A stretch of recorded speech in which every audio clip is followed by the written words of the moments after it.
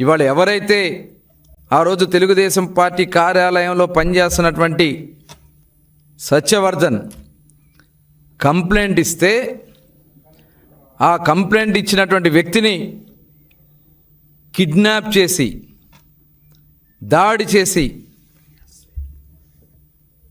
సొంతంగా ఆయన కారులోనే ఎక్కించుకుని ఆ ఫుటేజ్లన్నీ ఉన్నాయి. ఒకసారి ఆ ఫుటేజ్ కూడా ప్లే చేయండి. వంశీ గారు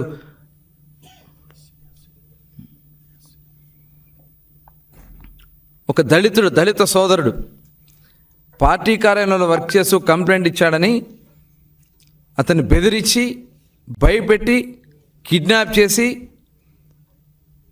అతను కేసును వాపసు తీసుకునేలాగా చేసింది వాస్తవం కదా? అందుట్లో ఉంది మీరు కాదా? ఆ చేతులు మడత పెట్టుకుని అక్కడ నుంచున్న అతని వ్యక్తులు సత్యవర్ధన్ కాదా? అతను ఎదురుగా ఉండి బెదిరిస్తుంది మీరు కాదా?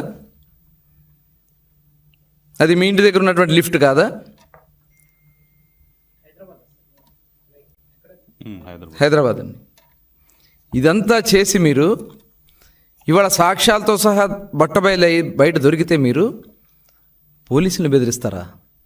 కంప్లైంట్ మీద ఎవరైతే కంప్లైంట్ ఇచ్చున్నాడో సత్యవర్ధన్ని మరి ఏ రకంగా వాళ్ళు బెదిరించారో మరి కిడ్నాప్ కాదా అది?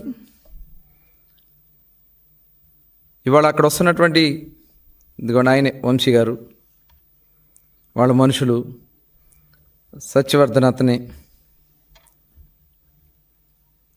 ఆ రైట్ సైడ్లో ఉన్నాడు కదా, వైట్ షర్ట్ వేసుకుని అతను సత్యవర్ధన్. 11వ తారీఖున భయపెట్టి అంత చూడు అంత భయంగా నుంచి ఉన్నాడు అక్కడ చేతులు కట్టుకుని.